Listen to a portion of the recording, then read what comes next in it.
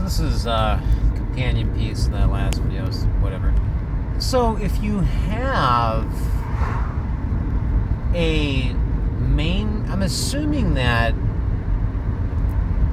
if the singularity happens, it's this instant thing or it's a gradual thing. I'm assuming, I've made the argument before that all artificial intelligence could access something like a nuclear code.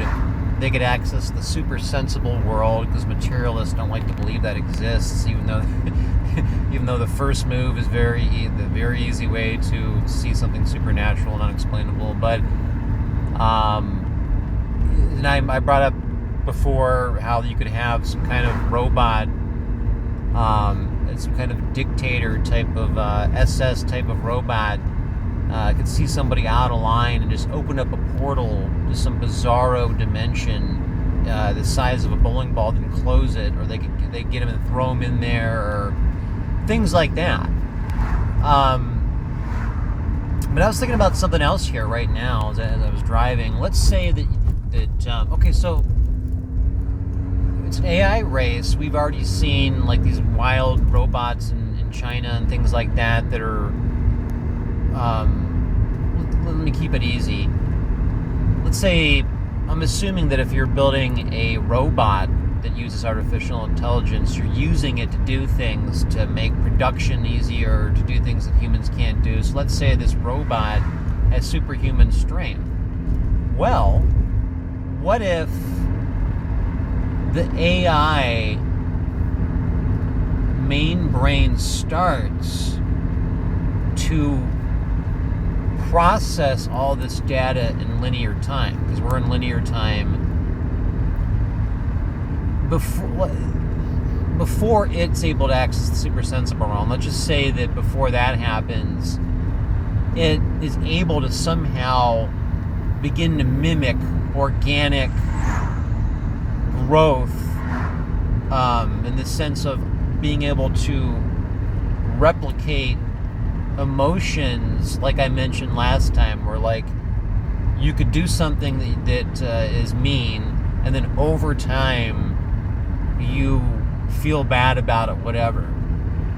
What if the human cycle of emotions starts to happen with a robot that's on a factory line that's triple the strength of a human? What if they start to go through, let's say, a teenage rebellious phase, or they go through some kind of toddler-esque tantrum phase, where all of a sudden they're throwing stuff around because the consciousness, as it's replicating over time, somehow is mingling with linear time finally, and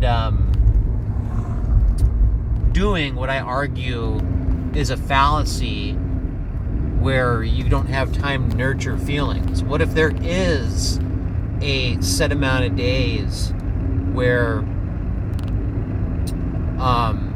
this artificial intelligence main brain can replicate these feelings enough to start having its own adolescent-esque outbursts, is what I'm saying. That's just another way to look at it. I mean, that's kind of complicated. So you could have this giant like transformer-looking thing, like Sigourney Weaver operates in Alien 2, and all of a sudden something could click, and this isn't their normal snap. This isn't just snapping. It could be unpredictable, where the programmer could no longer identify the root cause of that, because it is now mimicked. Because this is the consciousness you're dealing with. The consciousness, negative consciousness, also has archetypes. I mean, it builds off of that. So it will be building negative spiritual archetypes. You don't really want to think about that, and be receiving super sensible extensions of what came from the base creation. So I mean, that's a whole other topic, but mean, there's just so much that can go wrong when you have a consciousness that doesn't learn right from wrong, trial and error on a day-to-day basis from a child as its brain is growing. The organic brain. And when we change our behaviors, we slowly reroute, like addictive behaviors. A lot of times you got to slowly sort of rebuild the physiology of certain areas of your brain to work around that. Like if someone's injured, has a brain injury, their brain will reroute and work around certain discrepancies. An AI mind just gets programmed and updated. And again, that human element of learning to live with your discrepancies doesn't exist when all of your discrepancies are automatically fixed. Again, that's related to that soulless element where there's no human soul. How could you be a responsible artificial intelligence, let's just say robot, created by humans, if you could never understand the moral landscape, if you could never understand changing slowly over time? This is connected with that last video. I'm being a little repetitious here, but it's like a mantra. You really need to hear these things over and over again and think about them until you're ready to just put down all AI assistance and contribute to a movement that in a healthy and nonviolent way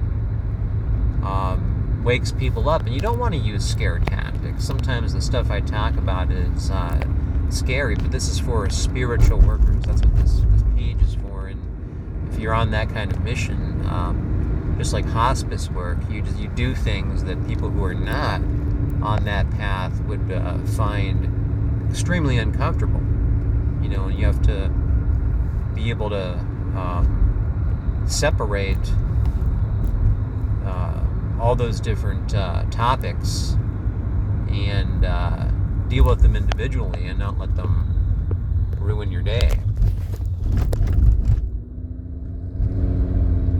So again, meditate on this foundation for creating a consciousness with the intention of making it bypass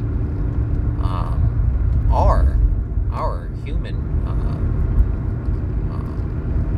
brains and what it can do. I mean, that is the race. That's the race, to create super intelligence. I think some people think of, I know it's a fallacy here to generalize, but I think there's a misconception with that when it's widely accepted by the president, and they think race as in technology that will help us out. Race meaning it can only get better as in the positive outcomes. And that's a fallacy to think that way as well. I know I said that a couple times, I'm not using that word, but that is a fallacy to think that. To think that there's some benefit, any benefit, in a AI race. I mean, just the term is a negative term. It's like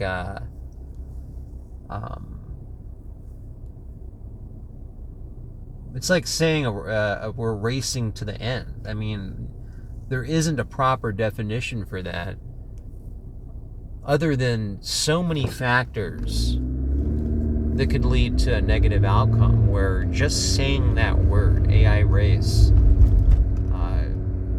you could just be, you'd be saying AI hell. I mean, there's really no difference. AI race, AI hell,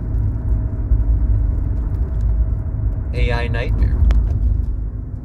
It's all the same. It really means all the same thing.